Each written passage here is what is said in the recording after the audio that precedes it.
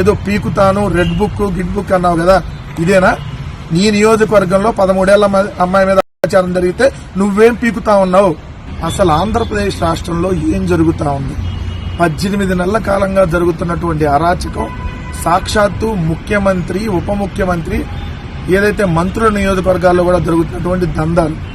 మొన్నటికి మనం చూస్తే కుప్పంలో మహిళను చెట్టు కట్టేసినటువంటి తీరు, నిన్న చూస్తే ఏదైతే మంత్రి పార్థసారథి నియోజకవర్గంలో పేకాట క్లబ్బుల్ని డైరెక్ట్ గా పట్టుకున్నటువంటి పరిస్థితి. మంత్రికి సంబంధం లేకుండా పేకాట క్లబ్బులు నడుస్తాయా? రెండు ఎక్కడికక్కడ భూదందాలు పెరిగిపోతున్నాయని చెప్పి స్వయంగా ఉప ముఖ్యమంత్రి కంప్లైంట్ ఇచ్చినటువంటి తీరు. పేకాట క్లబ్బులు పోలీసులకు వాటాలు వస్తున్నాయి అని చెప్పి భీమవరం డీఎస్పీ మీద ఉప ముఖ్యమంత్రి చేసినటువంటి వ్యాఖ్యలు. అదేవిధంగా మీరు చూస్తే ఎమ్మెల్యే కొలికపూడి శ్రీనివాసరావు ఏదైతే సాక్షాత్తు తన నియోజకవర్గంలో నారాయణ స్కూల్ పక్కన ఉన్నటువంటి బిల్డ్ షాపుల్ని చూపించినటువంటి విధానం, డైరెక్ట్ గా గంజాయి అమ్ముతున్నారు ఎంపీ మనుషులు, కేసినేని చిన్ని అనుచరులు గంజాయి తీసుకుని వచ్చి అమ్ముతున్నారు తెలంగాణ నుంచి అని చెప్పి ఎమ్మెల్యేలు చేసినటువంటి వ్యాఖ్యానాలు. అదేవిధంగా చూస్తే ఎంపీ కాంట్రాక్ట్ చేస్తా ఉంటే ఎమ్మెల్యే 10% వాటా ఇవ్వలేదని పోలీస్ స్టేషన్కి వెళ్లి కంప్లైంట్ ఇచ్చినటువంటి ఇది.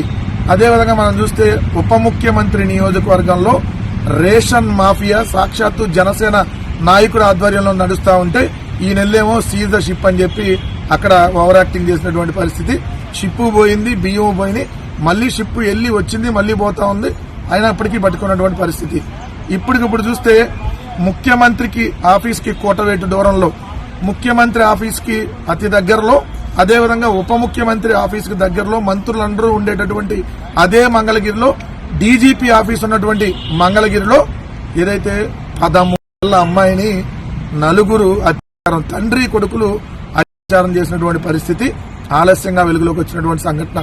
ఏదో పీకుతాము లేదంటే ఏదో చెప్తున్నారు కదా, ఒక్కొక్కరిని తాట తీస్తాము, ఇవన్నీ చెప్తున్నారు కదా. ఇప్పుడు మీరు పేకాల్సింది ఎవరిని, తాట తీయాల్సింది ఎవరిని? ఇప్పుడు ఇలాంటి మాఫియాలను కదా తాట తీయాల్సింది. సాక్షాత్తు మీ ఆధ్వర్యంలోనే ఇలా జరుగుతూ ఉంటే ఇంకా అసలు ఎక్కడుంది? అవినీతి పేరుకుపోయిందని చెప్పి చంద్రబాబు నాయుడు గారే స్వయంగా చెబుతున్నటువంటి పరిస్థితి. 18 నెలలుగా దమనకాండ నడుస్తా ఉంది, అవినీతి పేట్రేగిపోయింది, అరాచకాలకి అసలు అంతు అదుపు లేకుండా జరుగుతా ఉన్నాయనడానికి ఇది నిదర్శనం కదా. ఇప్పుడు నారా లోకేష్ ఏదో పీకుతాను రెడ్ బుక్ గిడ్ బుక్ అన్నావు కదా, ఇదేనా? నీ నియోజకవర్గంలో 13 ఏళ్ల అమ్మాయి మీద అత్యాచారం జరిగితే నువ్వేం పీకుతా ఉన్నావు?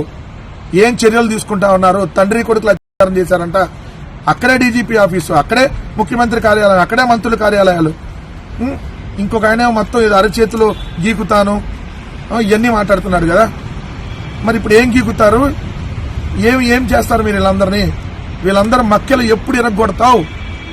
నీకు దమ్ముంటే వాళ్ళ మక్కెలు కదా మీరు ఎరగొట్టాల్సింది. సో ఖచ్చితంగా ప్రజలు కూడా గమనించండి, 18 నెలల అరాచకానికి ఖచ్చితంగా ముగింపు పలకాల్సినటువంటి సమయం ఆసన్నం అవుతుందని మాత్రం గమనించమని చెప్తా ఉన్నాను.